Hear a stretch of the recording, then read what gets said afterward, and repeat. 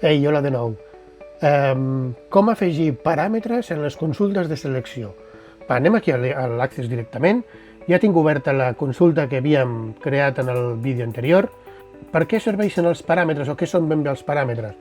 Doncs mireu, per exemple, aquí en l'idioma del llibre jo puc triar un criteri en què mostri únicament l'idioma català o l'idioma castellà o l'idioma anglès, l'idioma que sigui dels nostres llibres, d'acord? De manera que mostrarà només els que estiguin en aquell idioma.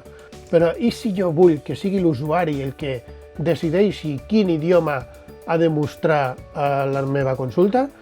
Això seria un paràmetre, decidir que sigui l'usuari que decideixi quin és l'idioma. O si el valor ha de ser més gran de 35 euros, que això ho decideixi l'usuari. Anem a veure com fem perquè sigui l'usuari qui triï l'idioma a mostrar. Fixeu-vos que ara mateix tria tots els idiomes de tots els llibres, doncs anem a veure com fer perquè sigui l'usuari qui ho decideixi. Molt bé, llavors ens posaríem aquí a l'apartat de criteris, dintre, just a sota d'on diu l'idioma. Llavors el que faríem seria, posaríem entre claudators, posaríem tria i idioma, 2 punts, i l'altre.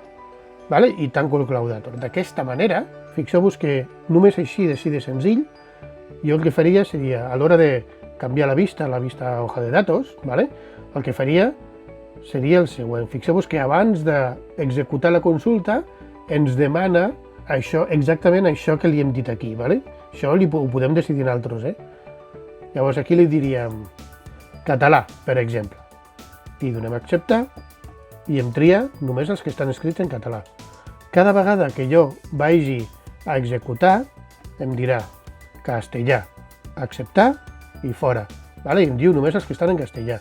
I si jo li poso un que no està, doncs el resultat és buit, perquè no ha trobat cap llibre que estigui escrit en l'idioma que jo li he dit. Si volguéssim més paràmetres, per exemple, els de castellà, per exemple, fixeu-vos, anem a veure, aquí els de castellà tenim entre 20 i 50 euros, molt bé. Doncs anem a fer el següent. Hauria de fer menor, aquí posar el menor, per exemple, i llavors la pregunta entre claudators.